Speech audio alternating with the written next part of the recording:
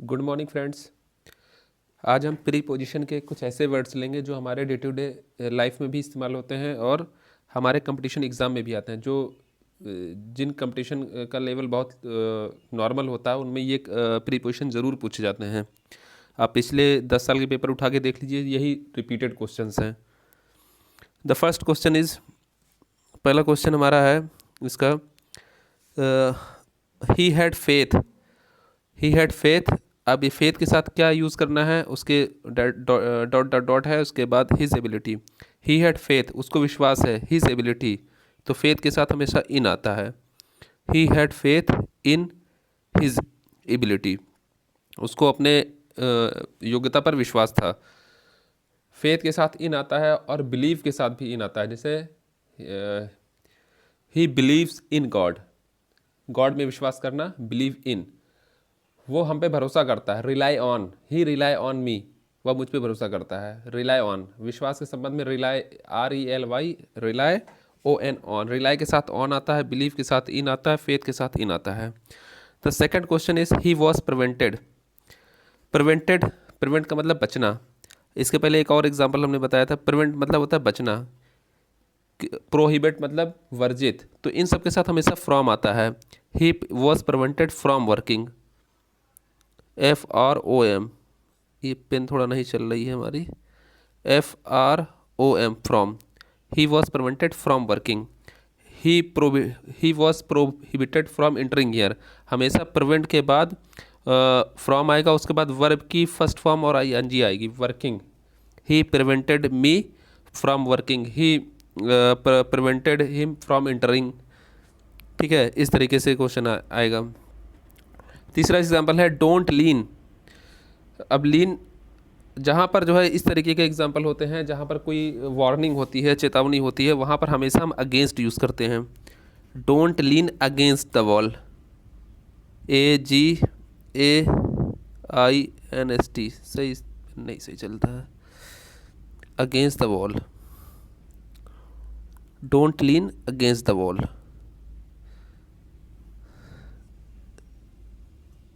AGAINST, pen नहीं चल रही सही, चलिए छोड़िए। उसके बाद नेक्स्ट एग्जांपल है, दिस इज़ एन एक्सेप्शन। किसी भी रूल के साथ कोई अपवाद होता है तो उसे हम एक्सेप्शन बोलते हैं। तो यहाँ पर एक्सेप्शन के साथ टू आता है, टू आता है, एक्सेप्शन के साथ टू आता है, exception to this rule. He exceeded my request, exceed के साथ कहीं पर रिक्वेस्ट के संबंध में एक्सीड के साथ टू आएगा। ही एक्सीटेड माई रिक्वेस्ट, एक्सीटेड के बाद भी टू ही आएगा। She excelled dancing, excelled dancing, किसी चीज़ में परफेक्ट है, वो एक्सेल्ड है डांसिंग में, तो वहाँ पर इन आएगा, dancing. She excelled in dancing, excelled in dancing.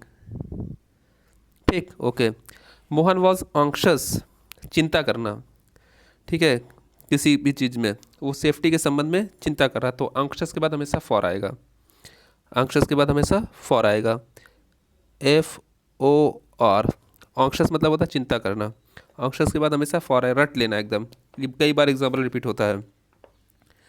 At last he yielded the temptation, temptation का मतलब होता है लालच, आखिरकार वो लालच में फंसी गया, लालच में झुकी गया, तो ईल्डेड के बाद हमेशा टू आएगा, yield to. You can make the journey, अब आप अपनी यात्रा कर सकते हैं, कैसे कर सकते हैं?